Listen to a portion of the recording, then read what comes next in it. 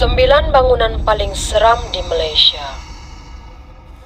Setiap bangunan yang terbengkalai atau masih dihuni manusia, mesti ada kisah dan ceritanya tersendiri. Tempat-tempat sebegini sering dikaitkan dengan kewujudan entiti mistik. Ada yang mempercayainya, namun ada yang menolak sekeras-kerasnya. Tahukah Anda, banyak bangunan seram di Malaysia yang digeruni sejak dulu lagi sampai sekarang. Tapi masih ada juga yang tidak tahu menahu mengenainya. Berkemungkinan juga Anda sendiri pernah menjejaki kaki tempat tersebut. Jom kita bongkar 9 bangunan paling seram.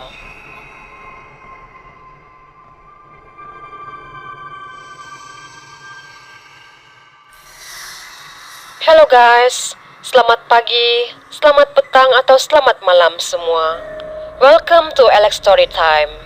Saya harap kamu sudi support, bagi saya semangat untuk teruskan channel saya.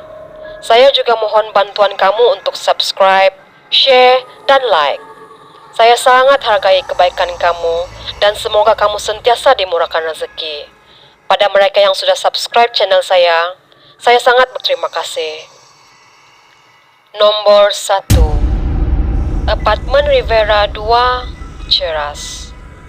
Sekitar akhir tahun 1990-an, apartemen ini menempatkan pelajar-pelajar asrama beberapa buah universiti dan juga orang ramai termasuk warga asing. Ketika para pelajar baru ditempatkan, tiada apa yang tidak kena dengan bangunan ini. Kegiatan pelajar berjalan rancak meliputi aktiviti keagamaan, pembelajaran dan kecergasan. Bangunan diselenggarakan dengan baik. Malah ramai pelajar sering menggunakan kolam renang di bahagian tengah apartemen untuk mandi manda. Tahun demi tahun, keadaan mula berubah. Bangunan apartemen yang dulunya ceria menjadi semakin suram. Kabar angin bertiup kencang bahawa bangunan ini menjadi tempat para pelajar berduaan dan melakukan aktiviti maksiat. Sejak semua ini berlaku, semakin banyak kejadian mistik mula berlaku di apartemen tersebut. Menaiki atau menuruni bangunan menggunakan lift menjadi sesuatu yang menakutkan, terutamanya di waktu malam. Kadangkala butang menyala sendiri lantas lift berhenti di tingkat-tingkat tak berpenghuni. Kadangkala muncul pula entiti yang tidak diingini sebaik saja pintu lift terbuka di tingkat-tingkat yang tidak ditekan oleh pelajar. Menaiki tangga pula bakal terserempak dengan entiti lain. Kebanyakan hanya berharap nasib mereka tidak bertemu dengan entiti setiap kali menggunakan lift. Dikabarkan, banyak kejadian mistik berlaku di apartemen ini, sehingga jumlah penghuni kian berkurangan. Selenggaraan bangunan semakin diabaikan, air dalam kolam renang menjadi semakin keruh, dan perabot semakin rosak. Kejadian histeria dan rasukan berlaku dengan kerap. Sehinggalah pada suatu hari, salah seorang pelajar perempuan dikatakan terjun dari tingkat 5 kerana mendengar suara aneh yang memintanya berbuat demikian. Kecederaan pelajar tersebut agak serius, sehingga memaksa pihak pengurusan mengosongkan bangunan tersebut kira-kira 6 tahun lalu. Kini bangunan apartemen Rivera 2 Taman Kencana Ceras hanya tinggal bangunan. Tiada siapa pun berani menghuninya. Ia semakin suram dan menyeramkan walaupun dilihat dari jauh pada waktu siang. Hanya kumpulan penyiasat paranormal tempatan yang melawat sekali-sekala menceritakan pengalaman seram mereka sewaktu di sana. Nomor 2, Rumah Deposit RM50 Section 2, Shah Alam. Rumah sewa ini sering diperkatakan, terutamanya sewaktu penulis masih belajar di sebuah universiti di Shah Alam. Ramai yang menganggap ia sekadar legenda urban, dan ada yang mengatakan rumah tersebut memang wujud. Kabarnya, penyewa yang menyewa di rumah tersebut akan diganggu dan biasanya akan berpindah keluar selepas hanya sehari atau 2 hari. Walaupun terdapat berbagai cerita mengenai rumah tersebut, masih ramai yang cuba hendak menyewa. Mungkin kerana depositnya hanya RM50. Tuan rumah dikatakan sering menolak sekiranya ada yang hendak menyewa, tetapi kebanyakannya tetap berkeras mahu mencuba. Biasanya, Jumlah penyewa yang ramai menyebabkan ada yang berani menanggung risiko.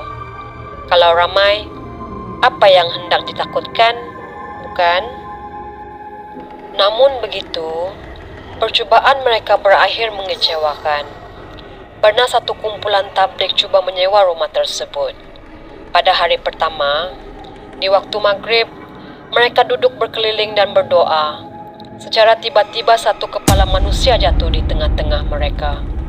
Kesemua anggota tabligh terus lari keluar dari rumah tersebut dan tidak pulang lagi. Cerita yang paling terkenal tentang rumah ini ialah cerita salah seorang penyewa yang pada masa itu berjumlah 10 orang. 2 orang dari mereka telah meratakan sedikit busut yang betul-betul berada di belakang pintu dapur. Akibatnya, mereka mulai diganggu. Ada antara mereka yang kaki direntap sewaktu sedang tidur sehingga jatuh katil. Ada pula yang terjumpa batu nisan di atas katil, serta diganggu suara perempuan ketawa mengilai. Kisah penyewa ini berakhir malang apabila diganggu sehingga 2 orang yang meratakan busut telah meninggal dunia. Seorang akibat kemalangan semasa lari keluar dari rumah tersebut, dan seorang lagi jatuh sakit selepas itu. Apa sejarah rumah ini? Kabarnya, ia ialah rumah seorang pengawal sihir. Satu ketika dahulu, keluarga pengawal sihir ini dijumpai mati dibunuh di rumah tersebut. Sehingga kini tidak dapat dipastikan di mana lokasi sebenar rumah tersebut, yang dikatakan berdekatan dengan sebuah taman tema air yang terletak di Seksyen 3 Shah Alam. Nombor 3. Kemayan City, Johor Bahru. Sebenarnya bangunan Kemayan City bolehlah dikatakan sebagai satu projek Gajah Putih. Ia pada asalnya hendak dibina sebagai salah satu pusat membeli belah di Johor Bahru sekitar 90-an. Namun, pembinaannya tergendala apabila berlaku kemelesetan ekonomi pada tahun 1998. Selepas ekonomi kembali pulih, bangunan itu terbiar begitu saja. Ada yang mengatakan ia menjadi tempat penagihan dada melepaskan gian. Dan ada juga pasangan yang mengambil kesempatan duduk berduaan di situ. Kabarnya, ada juga penagih dikatakan cuba mencuri kabel elektrik di situ. Malang sekali mereka terkena renjatan elektrik dan meninggal dunia. Sebelum ini, tersebar juga cerita mengenai keluarga dari Singapura yang lalu di hadapan bangunan itu melihatnya begitu meriah. Dengan lampu warna-warni terpasang dan dipenuhi begitu ramai pengunjung. Keluarga ini telah masuk ke bangunan itu, membeli belah dan makan. Setelah beredar, mereka singgah di rumah saudara dan menceritakan pengalaman membeli belah di situ. Kemudian, barulah mereka tahu yang Kemayan City hanyalah bangunan kosong yang terbengkalai. Barang yang telah mereka beli di situ hilang begitu saja, manakala baki wang yang didapati bertukar menjadi daun kering.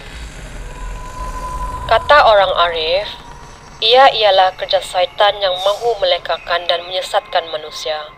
Mungkin ada benarnya. Nombor 4. Rumah Banglo Jalan Turi, Bangsar. Rumah ini pernah mendapat liputan meluas sekitar tahun 1992. Apabila 2 orang kanak-kanak lelaki dan pembantu rumah, iaitu kesemuanya warga asing yang menghuni rumah itu telah dibunuh oleh seorang pengawal keselamatan. Pembunuhan mereka dikatakan dilaksanakan secara kejam. Dan mayat mereka dicampakkan dan disembunyikan dalam lubang najis di belakang rumah. Akibat perbuatannya, pengawal keselamatan itu telah dijatuhkan dan menjalani hukuman mati. Namun cerita itu tidak berakhir begitu saja. Rumah banglo itu terbiar tidak berpenghuni apabila pemiliknya pulang ke negara asal. Keadaan rumah tersebut menjadi semakin daif kerana tiada siapa berani tinggal di situ. Perabot telah musnah dan keadaan rumah semakin uzur. Walaupun begitu, acap kali diberitakan orang ramai yang melawat rumah itu atau lalu lalang di bahagian hadapan terlihat bayangan 2 orang budak dan juga wanita di situ, terutamanya waktu senja. Kini rumah itu telah dirobohkan sepenuhnya. Oleh siapa, tidak pula diketahui. Yang tinggal hanya serpihan rumah sahaja. Namun bila melihat runtuhan rumah saja pun, seseorang itu masih boleh berasa seram. Nombor 5. Penjara Pudu. Antara tempat yang terkenal sebagai tempat yang menyeramkan ialah penjara Pudu yang terletak di Jalan Hang Tua. Bangunan penjara itu menempatkan bukan sahaja banduan biasa, malah banduan akhir. Antara cerita mengenai penjara Pudu ialah mengenai seorang detektif yang sedang menyoal siasat seorang banduan wanita sekitar tahun 60-an. Sewaktu sedang menyoal siasat, secara tiba-tiba kepala wanita tadi terjatuh dan bergolek ke pintu bilik. Detektif tersebut telah lari keluar dan mendapati sebenarnya dia tidak menyoal siasat sesiapa pun. Banduan wanita tersebut sebenarnya tidak wujud di penjara itu. Kini penjara Pudu telah diruntuhkan sepenuhnya dan proses pembinaan bangunan baru sedang dijalankan. Kabarnya, sebuah pusat membeli belah akan dibina di situ. Berani membeli belah di situ tak? Nombor 6. Highland Tower. Tragedi Highland Tower merupakan tragedi runtuhan yang sangat menggemparkan satu ketika dulu. Tragedi nahas yang meragut 48 nyawa ini bermula apabila satu daripada 3 blok kondominium di Taman Hillview, Ulu Klang, Selangor runtuh pada 11 Disember 1993. Tragedi tersebut adalah satu-satunya tragedi bangunan runtuh yang pertama dan terburuk setelah Malaysia mencapai kemerdekaan. Highland Towers merupakan 3 blok pangsa puri 12 tingkat yang dinamakan Blok 1, Blok 2 dan Blok 3. Selepas kejadian itu, pelbagai perkara seram telah berlaku di tapak lokasi kejadian tersebut. Antaranya, kelihatan kelibat makhluk tanpa kepala dan sering juga kedengaran suara wanita menangis di tengah kepekatan malam. Nombor 7. Amber Court, Genting Highlands. Amber Court adalah 2 bangunan apartmen berkembar di pinggir Genting Highland yang dikatakan berhantu dan merupakan lokasi sering berlakunya kejadian bunuh diri bagi orang yang kalah judi di Genting Highlands. Amber Court juga dikatakan mempunyai sebuah bilik misteri yang berpalang kononnya tempat menyimpan hantu kasino di Genting Highlands. Terdapat pelbagai kisah seram yang diceritakan mengenai bangunan ini, antaranya penginapan akan mengalami kejadian aneh seperti TV terpasang sendiri dan penginap juga pernah menemui satu lembaga tanpa kepala sedang mendukung anak di dalam lift. Nombor 8. Institute St. Michael, Ipoh. Pada zaman Perang Dunia Kedua, sekolah ini telah digunakan oleh tentera Jepun sebagai ibu pejabat mereka. Pada ketika itu, tentera Jepun sering menggunakan sekolah ini untuk menjalankan aktiviti penyiksaan terhadap tawanan perang. Terdapat juga banyak terowong-terowong yang dibina oleh tentera Jepun untuk tujuan penyiksaan dan penyimpanan makanan. Kawasan paling berhantu di sekolah ini ialah di gereja kecil yang terletak di sekolah ini. Kelihatan seorang mubalik Kristian berjubah hitam tanpa kepala sering duduk berdoa menghadap pintu pada waktu pagi. Kebanyakan orang yang pernah melihatnya merahasiakan perkara ini. Nombor 9. Victoria Institution, Kuala Lumpur. Bangunan ini merupakan satu bangunan sekolah bagi kanak-kanak lelaki. Ia lebih dikenali sebagai VI dan pelajar-pelajar di sekolah ini menggelarkan diri mereka sebagai Victorian. Semasa penduduk Jepun, ramai askar-askar British disiksa dan dibunuh di sekolah ini, terutama di ruang bawah tanah. Banyak kejadian kerasukan di mana para pelajar akan berkelakuan pelik dan ganas yang boleh mencederakan orang di sekelilingnya. Ini dikaitkan dengan banyak roh yang berkeliaran di kawasan tersebut. Moral of the story: biarlah hantu buat kerja hantu. Jangan kita manusia gigi nak jadi hantu menghantui hidup orang lain.